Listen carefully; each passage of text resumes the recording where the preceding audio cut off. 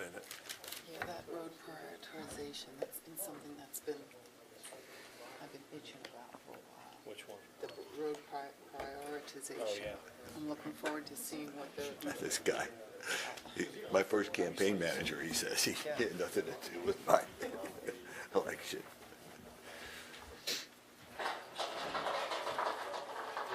He was a ranger over at the golf course when I was a ranger in there, so he's Okay. golfing buddy. I'm itching to get that Okay. police station in Park in too. Yeah. Although, you know what I think would be the best name for the Campbell Station? Weird, there's still daylight outside. Founders Park. And need a copy of our hotel. You got that? Yeah, I got it. They emailed it to me.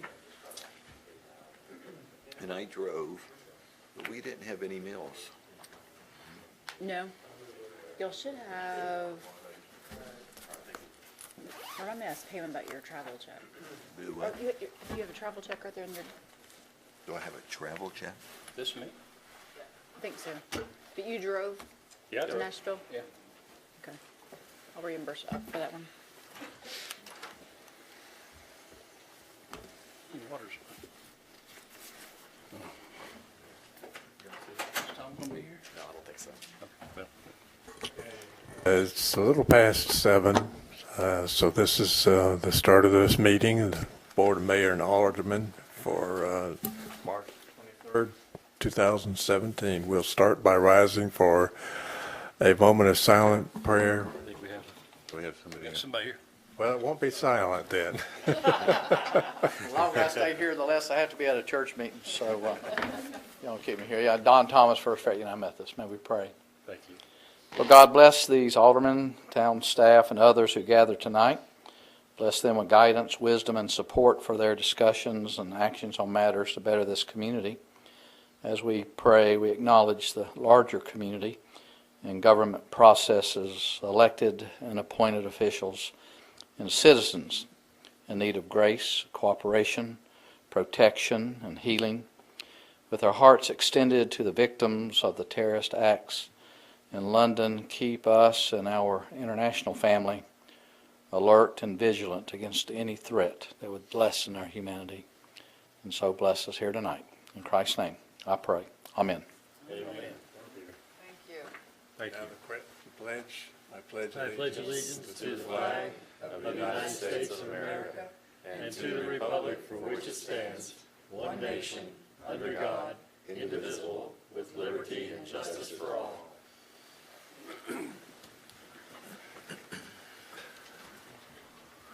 First item is the approval of the agenda. Are there any changes? Move to approve. Second. All in favor, say aye. Aye. Next item is mayor's report, and I can report that some of us went to Nashville earlier this week to the TML meeting there. That's the Tennessee Municipal League. League. It was a time for us to talk to our legislators and see what is up their sleeve while they listen to what we need. And I think it was a pretty good meeting, and any of you others want to register your thoughts on this, go ahead. Some of you were first-timers. Yeah. What did you think of it? Did you want to say something? Well, it was kind of an eye-opener as far as the type of bills that were being discussed. I mean, we had a whole list of stuff to look at that some of it good, some of it you wonder if they're even from this planet or not, much less this state. So I guess if you follow the news, you know that there's talk of gasoline tax, and that's going to impact cities like us, and it's all still in state of nobody knows what's going to happen, so just stay tuned.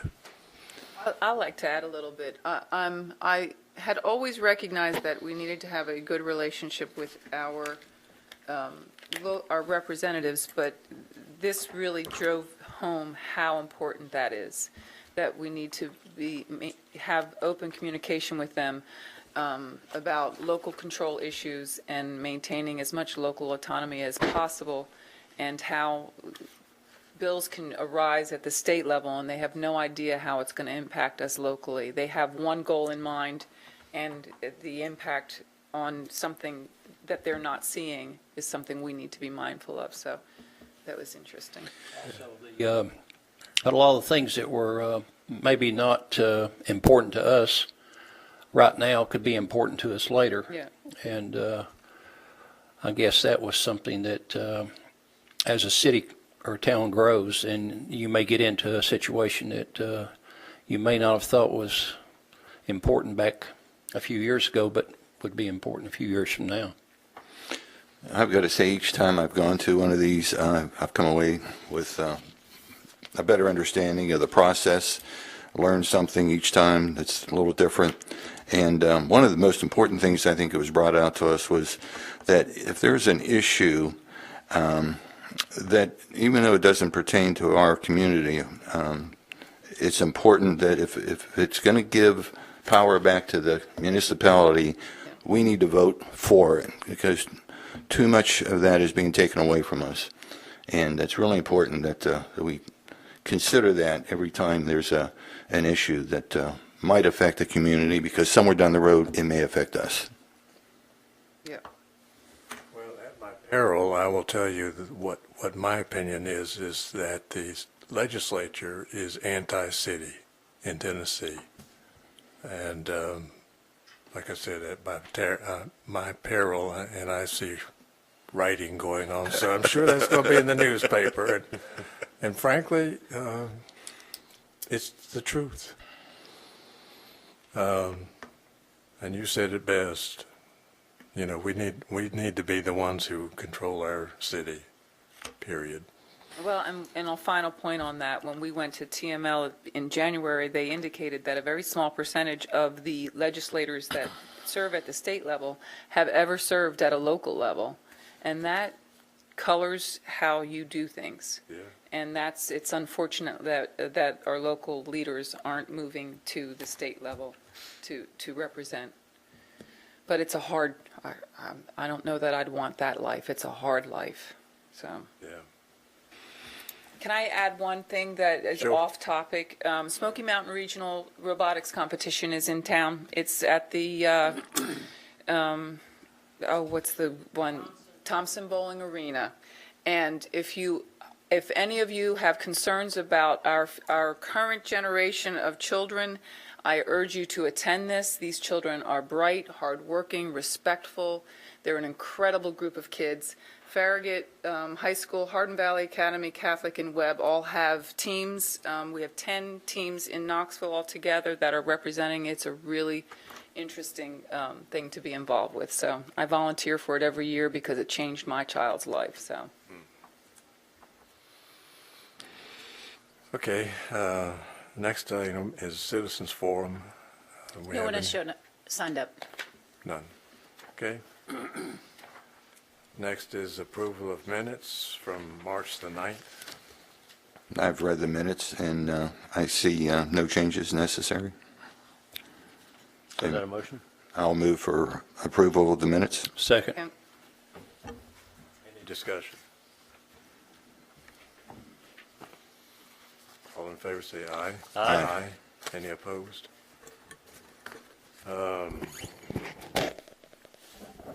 Business items. First is approval of reappointment to the Economic Development Committee. Yes, this is for reappointment to the Economic Development Committee, and as you know, the term of any member shall expire on the third absence from a committee meeting during the fiscal year, and that member may seek reappointment by the Board of Mayor and Aldermen. Nick Myers is seeking reappointment due to missing 3 meetings, and his letter is attached. And the motion is to reappoint Nick Myers to the Farragut Economic Development Committee. All right. I move to approve. Second. Any discussion? All in favor, say aye. Aye. Opposed? Next item is approval of professional services agreement between the town of Farragut and Brewer Ingram Fuller for the stabilization phase of the Campbell Station Inn renovation. Thank you, Mayor. Around 2014, the town purchased a property located at the northwest corner of Campbell Station Road and Kingston Pike, otherwise known as the Campbell Station Inn or the Avery Russell House. We set up capital funding and for the master planning and reconstruction of the Campbell Station Inn. Consequently, we programmed $300,000 for fiscal year 2015 and $300,000 for fiscal year 2016. In the summer, fall of 2014, the town solicited proposals for professional architectural services. We received 4 qualified proposals. The RFQ evaluation team unanimously and overwhelmingly ranked Brewer Ingram Fuller the most qualified firm for this project.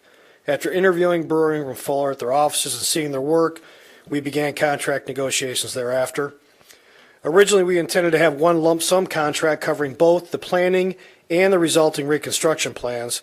However, after collaborating internally and with the candidate firm, Brewer Ingram Fuller, we concluded it best to separate these into phases in which Brewer Ingram Fuller will first complete the planning phase under 1 hourly service contract and then complete the demolition and stabilization phase under the subsequent contract. Phase 1 is complete, and we're now ready to commence Phase 2.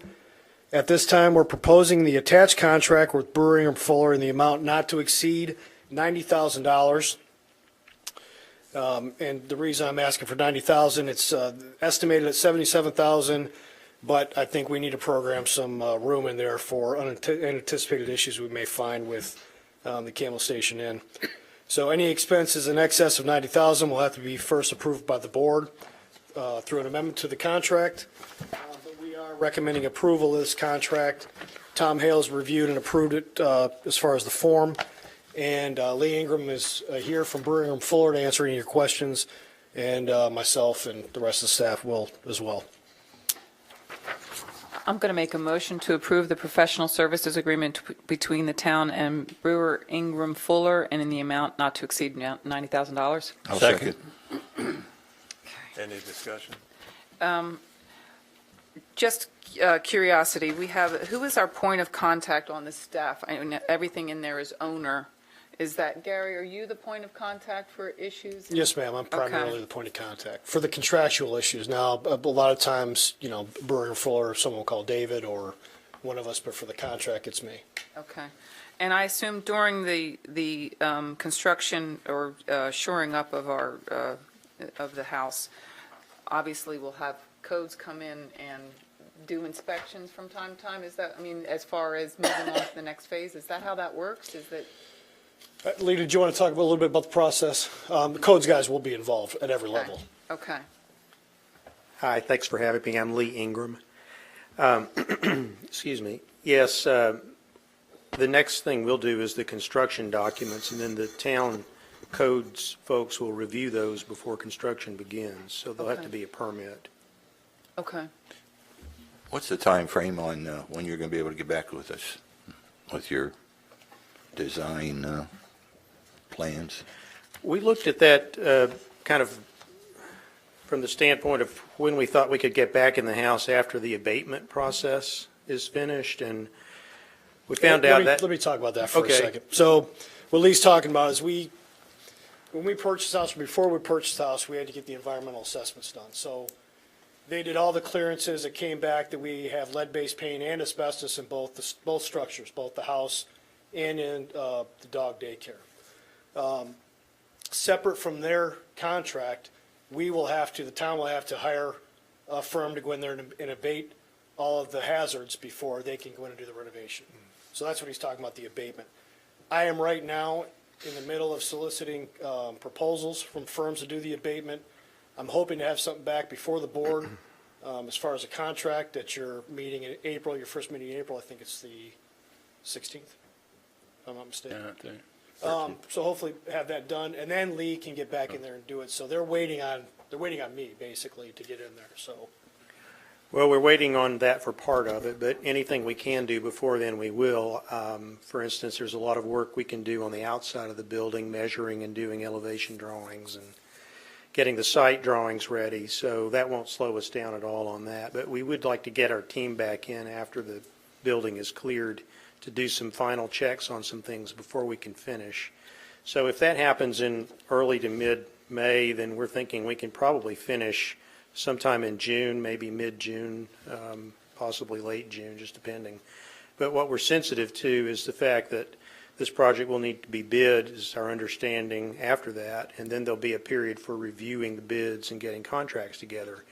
And that could take 6 weeks to even 8 weeks, I don't know, maybe even longer, depending on the processes that you have here. So we'd like to get the project underway in late summer if we could, because there's brickwork to be done and grass seed to plant in the fall and that sort of thing. So there is some time sensitivity to keeping the ball rolling on this. That helps a lot, thank you. That helps, thank you. Okay, sure. I'm not sure exactly how long the construction period itself will take. We're thinking probably 5 or 6 months. So if everything went perfectly, maybe the project could even be finished around the end of the year, maybe even a little into winter, maybe a month after that.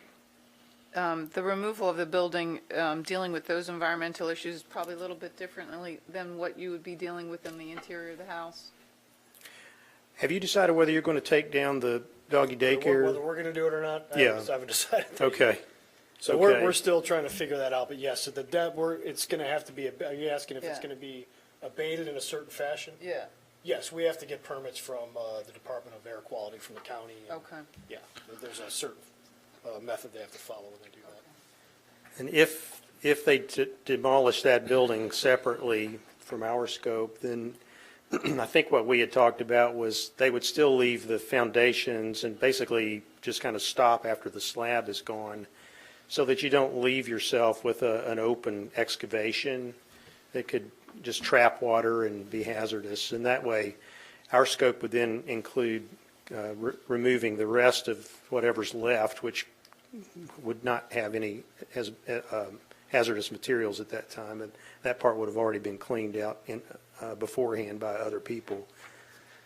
Okay. And then the removal of foundations could be coordinated with the reclamation of the site in that area as part of our project, so that could all be done at the same time. So we're looking at this project, the design and the construction to go on this year towards, and hopefully being finishing up end of this year or early next year. But we're looking at the road project parts of it late, a part of fiscal year, maybe early summer of next year. I would hope before that. I think the design would start sometime this summer for Okay. that. I think that could take, up to 6 months to get all of that done. Okay. And then basically the timing of it, if all things being, perfect, would be as soon as the house is wrapping up with its completion, then we're starting on our roadway project that we Okay. need to complete, that we talked about earlier tonight during our capital investment program. Okay.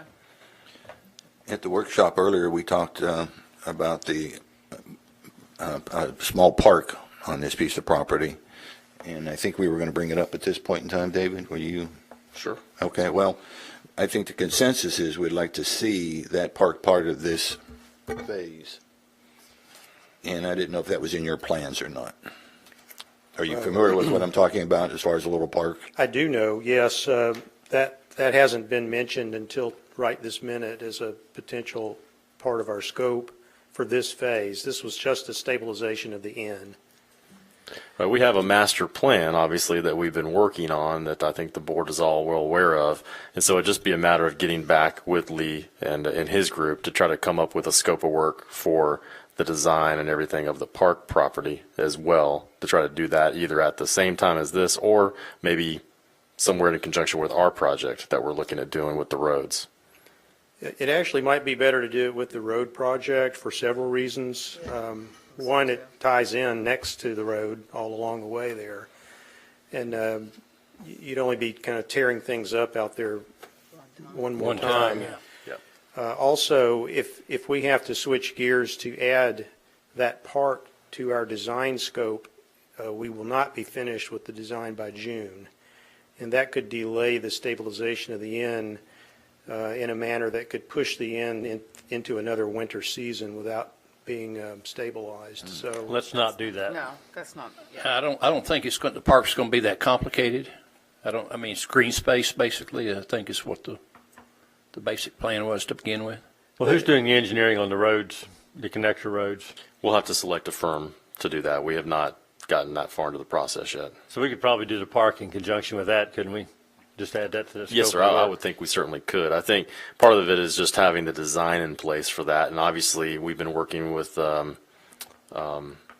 Lee and his group on the design aspects of that. So we'll be trying to either mirror that with an engineering firm or figuring out how best to do that. But we can certainly figure that out in the next few weeks. Let's do that. I think that's a good idea. Yeah. I agree. Okay. Any more discussion? I've got a question on this, this particular drawing you've got on here. There is a, looks like on the corner it's rounded, and then there is a, looks like a property line that's drawn.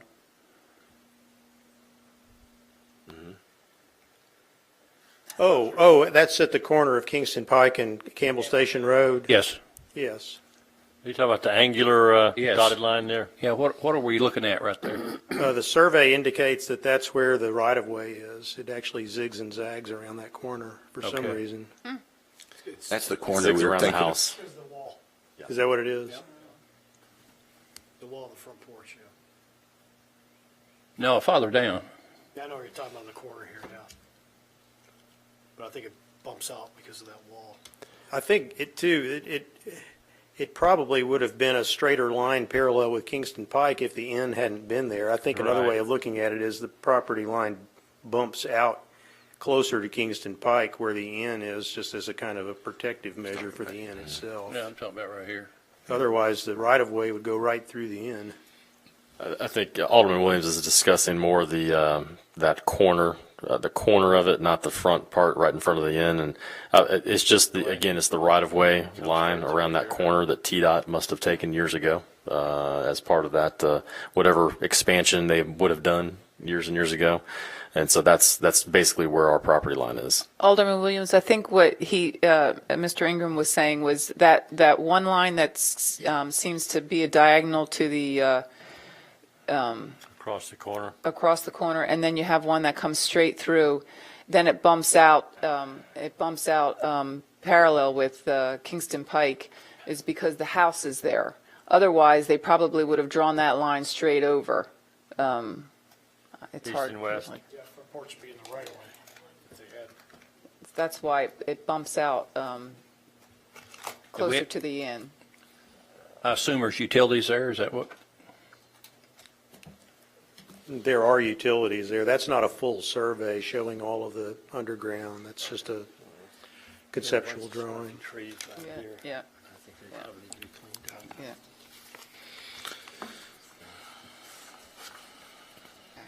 Having a action, don't we? Yeah, we have a motion. Need to vote, yeah. You want to vote? If there's any more discussion. I have no more. No more. Have no more. All in favor, say aye. Aye. Any opposed? Thank you. Thanks, Lee. And we'd be happy to get with the town on a proposal to get that park going and into the design phase parallel with this and just have it bid out as a separate project. We just don't want to delay anything to that house. We need to I think that's a stabilize it. great way of thinking. Yeah, thank you very much. Thank you. Moving to ordinances, the first one is public hearing and second reading of ordinance 16-28, ordinance to amend the Farragut Municipal Code Title 14, Chapter 6, Farragut Architectural Design Standards to provide for Appendix A being an adopted color palette. About last time, this item was before the Planning Commission at 3 separate meetings, and it came about as an attempt to address certain aspects of the design standards that we adopted in April of 2015 that have been a little bit of a challenge at times to administer. And one of those was dealing with accent colors on certain projects. and trying to add more objectivity to our color desires. And so staff suggested that perhaps the Planning Commission should consider adopting an actual color palette that has a very robust selection to it. But that way the commission and the applicant would know on the front end what the expectations were in terms of colors. And it would add more predictability to the approval process. So this was added as Appendix B as in terms of the color palette, and then the Planning Commission recommended in January that the staff add some additional language to Design Guideline 2.2 to address color bands, and that's another aspect of some buildings' appearances that we've had some concerns with. So we added some language that we talked about last time on first reading. There was some grammatical question about the use of the word affected in that particular language. And when I went back and looked at it, I think Alderman Markley was correct that it should be affected. But after reading the thing again, and again, we borrowed that language from another community, which planners do that frequently, unfortunately, but we do. When I read it again, I thought, well, there's a better way to word this. It just makes more sense altogether. So what I propose to add for that design standard was just to say basically that color bands used as building trims and accent colors may feature any color reflected in Appendix B, and that's the color palette of the adopted architectural design standards, and then the words provided that they are limited to 10% of the facade segment on which they are proposed and have a height of no more than 18 inches. And that really says what this is trying to say in a better way, I think, from the staff's perspective. So with that one modification to Ordinance 1628, the staff recommends approval on second reading. There were no other changes to that ordinance. I move to approve Ordinance 16-28 as amended on second reading. Second. Discussion? I have none. None. In favor, say aye. Aye. Any opposed? Passes. The next one is first reading, Ordinance 17-02, an ordinance to amend the Farragut Municipal Code Title 14, Land Use Controls, Chapter 6, Farragut Architectural Design Standards, Standard 2.17, to provide for new requirements associated with building materials. And is that the end of that? That's it. Yep. This item was discussed with the Planning Commission specifically at their January and February meetings before they took action last week. And it came about as a discussion of the color palette and some of the architectural design standards that we've had some challenges with. And one thing the staff mentioned is, and we talked about this before the design standards were actually adopted, because we kind of went back and forth on how much brick we wanted to see in the community. And so at the time we had settled on 60% for single-story buildings, and that's for the net facade area of a building.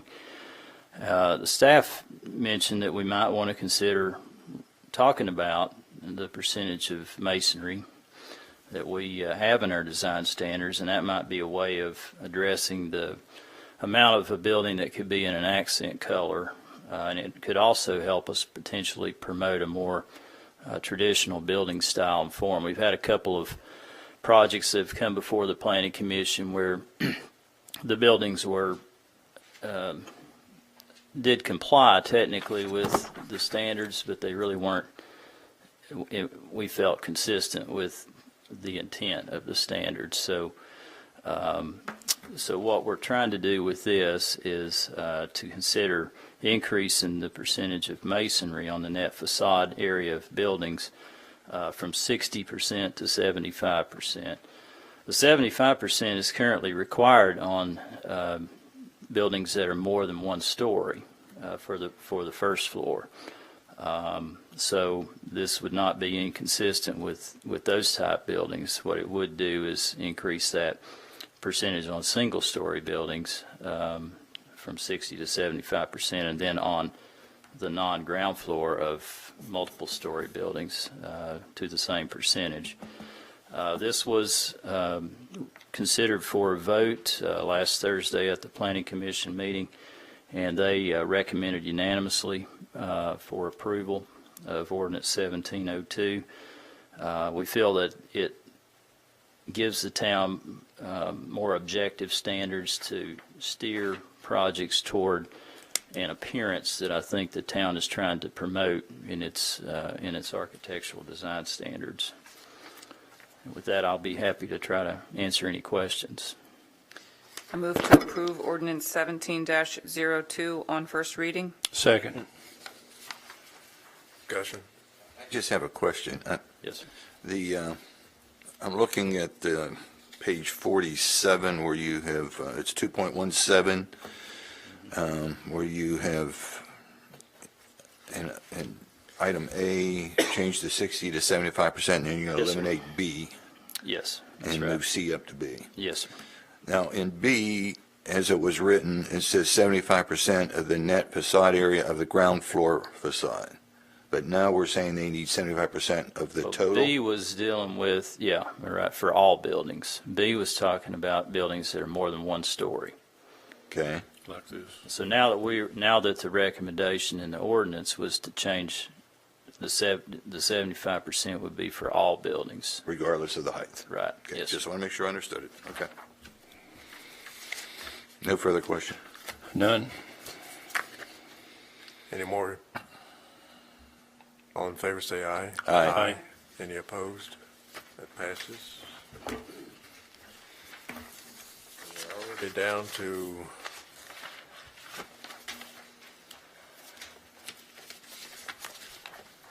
administrator's report. I have nothing to report tonight, Mayor.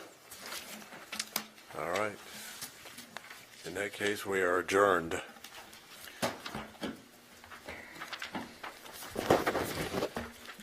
All right. Let's go home.